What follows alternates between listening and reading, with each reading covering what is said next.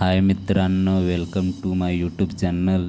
आज आपण कर्नाळा किल्ला पाहणार आहे. तुम्ही पण हा किल्ला पाहणार असाल तर हा किल्ला रायगड जिल्ह्यातील पनवेल तालुक्यामध्ये आहे.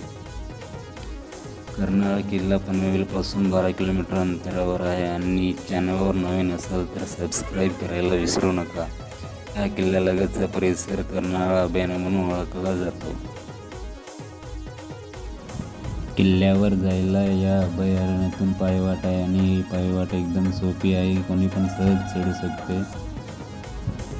आणि 2-3 टप्पे पार करून आपण या किल्ल्याच्या पायथ्याशी येऊन पोहोचतो.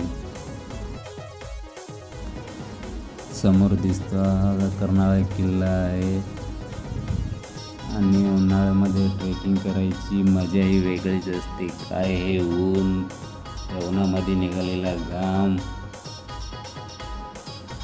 आणि मित्रांनो, हे समोर दिसते कर्नाई देवीचे मंदिर आहे आणि हे मंदिर जुनं आहे आणि या मंदिरामध्ये जी कर्नाई देवीची मूर्ती आहे ही एकदम सुरेख आहे.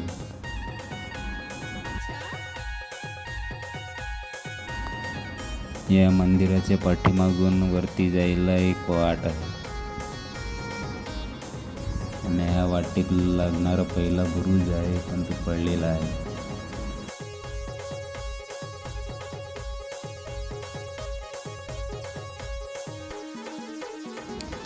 वरती आल्यावर आपल्याला गडाच्या पायऱ्या लागतात आणि समोर दिसतो हा दरवाजा आहे.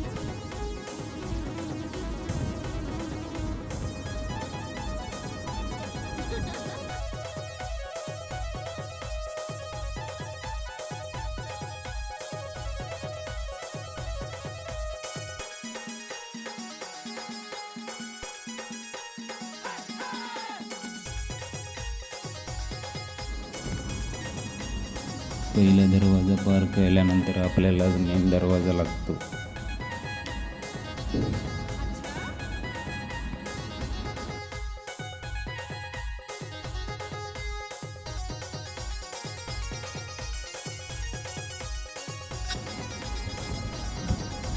मेन दरवाज्यातून वरती आल्यावर आपल्याला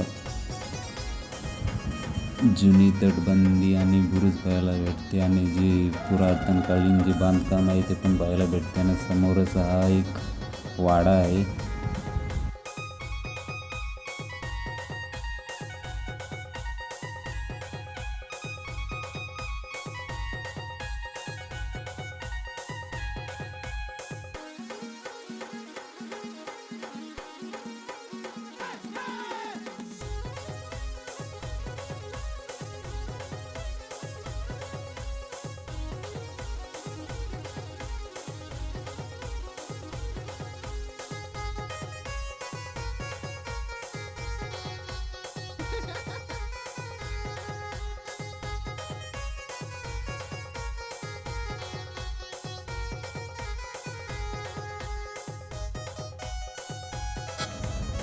वाडा बऱ्यापैकी चांगला आहे आणि हा वाड्याचा दरवाजा आहे आणि आतमध्ये गेल्यावर आपल्याला हा मोठा हॉल पाहायला भेटतो.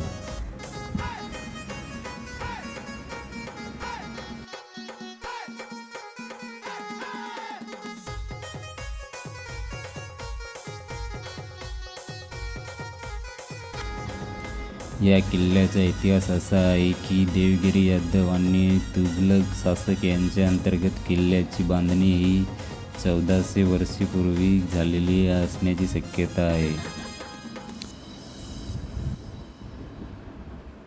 कर्नाळा त्यांच्या साम्राज्याचे उत्तर कोकण जिल्ह्याची राजधानी होती. नंतर गुजरातच्या सल्तनत खाली आली, परंतु 1540 मध्ये अहमदनगरच्या निजामशाहीने त्याचा ताबा घेतला.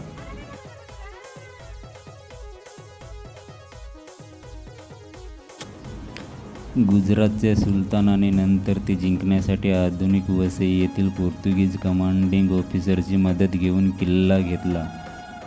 नंतर किल्ला गुजरातच्या सुलतानाच्या प्रभावी राहिला होता. नंतर सुलतान किल्ला पोर्तुगीजाच्या स्वाधीन करून वसईला गेला.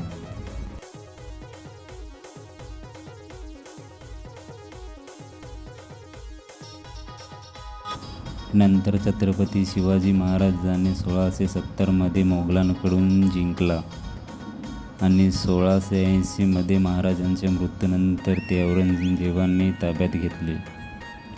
यानंतर काही काळ मोगलांनी त्यावर कब्जा केला. त्यानंतर 1740मध्ये पुण्याच्या पेशव्यांकडे गेला.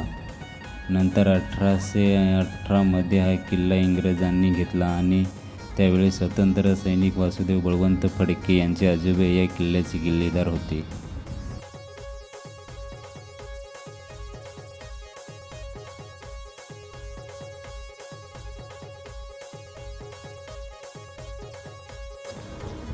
पूर्वी बोरघाटाद्वारे होणाऱ्या वाहतुकीवर लक्ष ठेवण्यासाठी या किल्ल्याचा वापर होत असे.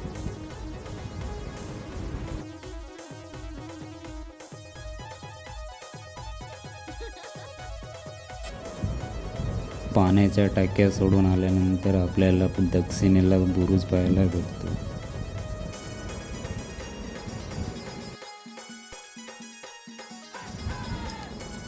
या बुरुजावरून हा किल्ला एक अंगठ्यासारखा दिसतो म्हणून लोक अट्रॅक्टिव्ह होतात.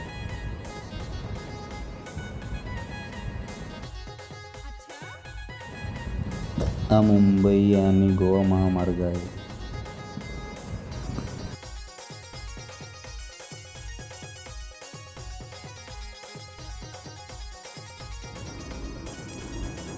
तुम्ही पण या किल्ल्याला नक्की भेट द्या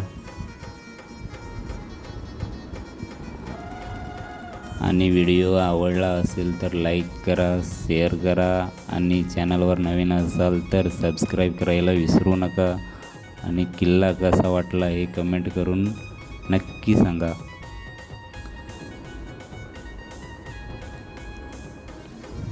आणि भेटूया नेक्स्ट व्हिडिओमध्ये. बाय.